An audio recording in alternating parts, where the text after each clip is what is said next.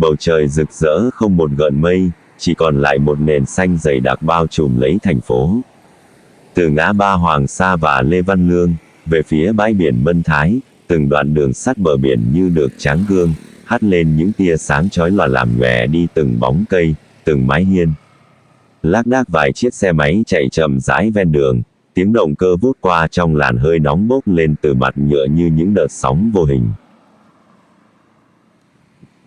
Bắt đầu từ khu vực gần núi Sơn Trà, đoạn đường Hoàng Sa uốn cong theo triển dốc, dần mở ra những khoảng không rộng lớn hướng về phía thành phố. Bóng của cây rừng đổ dài xuống mép đường, tạo thành những mảng râm mát tạm bợ nhưng quý giá giữa cái nóng hừng hực.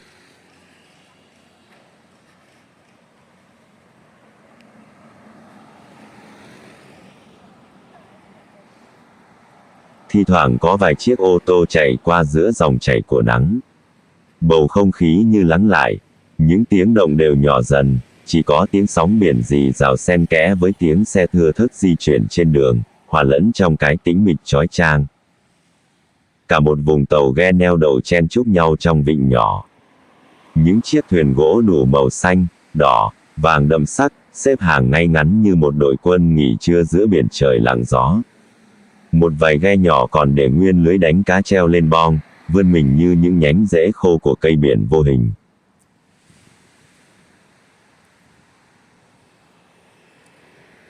Các biệt thự hay những căn nhà ven biển kín cổng cao tường, tường rào, cổng gỗ hoặc sắt uốn lượn nghệ thuật, im lìm giữa trưa.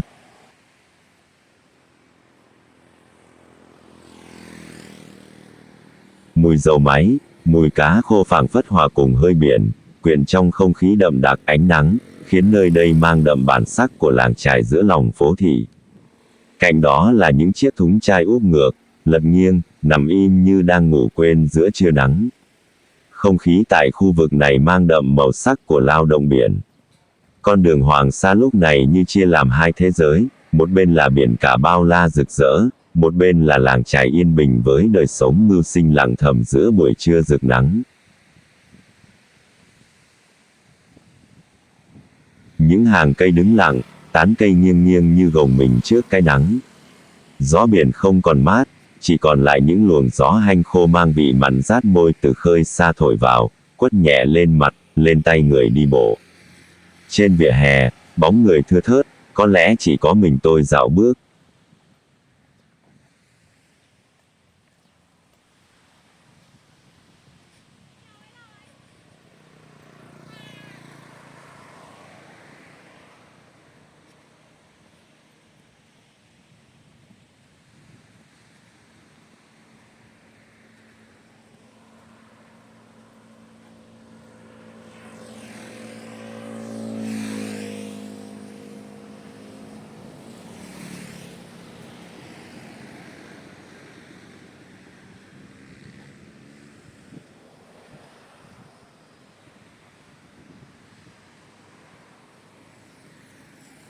Dọc theo vỉa hè lát đá, từng viên gạch vuông nhỏ hằn rõ bóng cây đổ xuống như những ô caro rực sáng. Cứ vài trăm mét lại có một ghế đá công cộng quay mặt ra biển, nhưng hầu hết đều trống không. Chưa đứng bóng không phải là thời điểm cho những cuộc dạo chơi thong thả.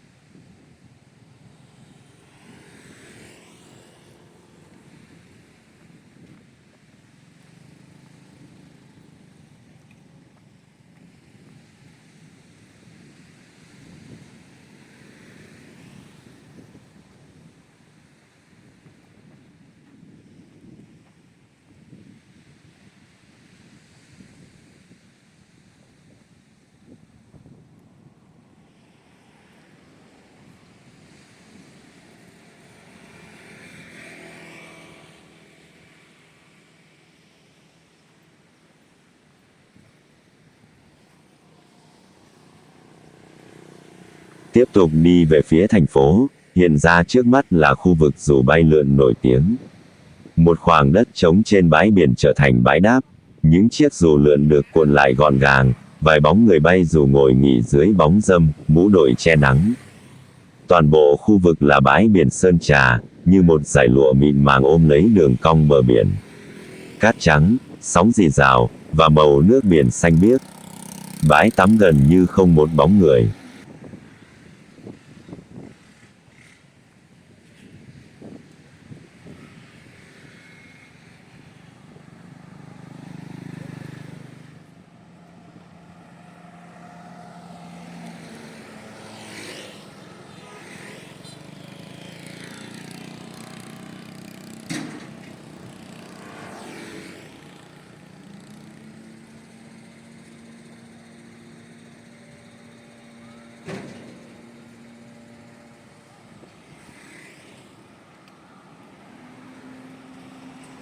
Đây cũng là điểm đón du khách chơi dù lượn Đà Nẵng.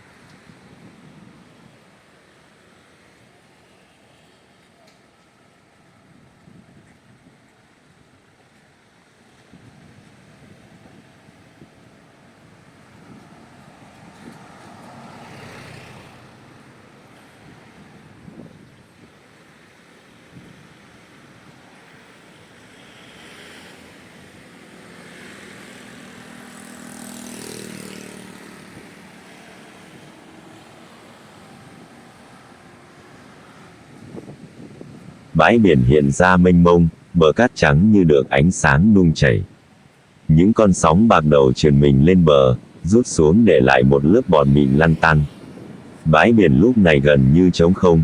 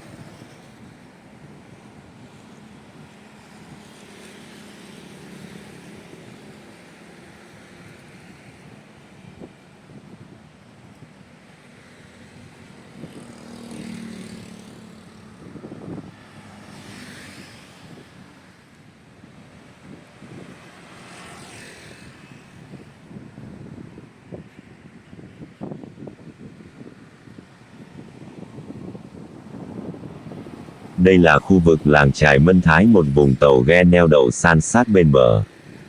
Những chiếc thuyền gỗ màu xanh, chen chúc nhau, xếp lớp như một bức tranh thủy mặc giữa biển trời chưa nắng.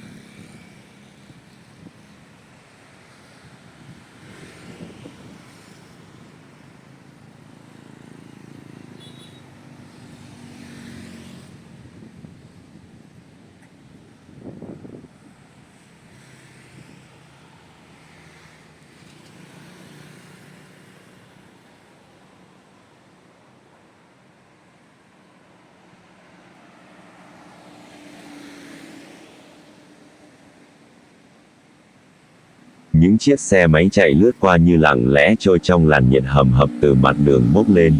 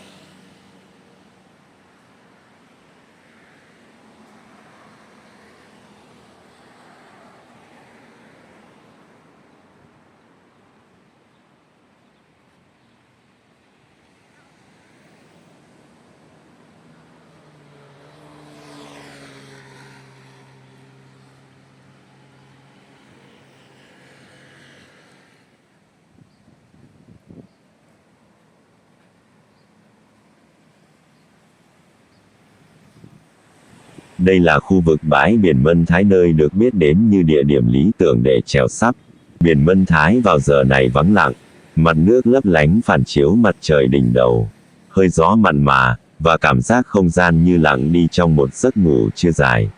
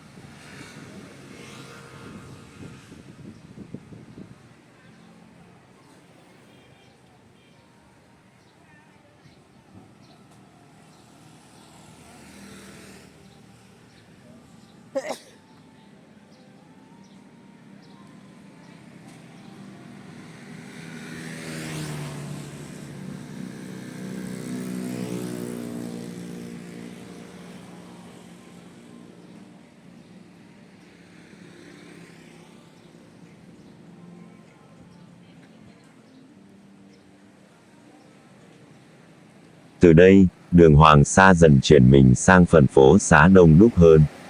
Các nhà hàng hải sản, resort, quán cà phê xuất hiện nhiều hơn.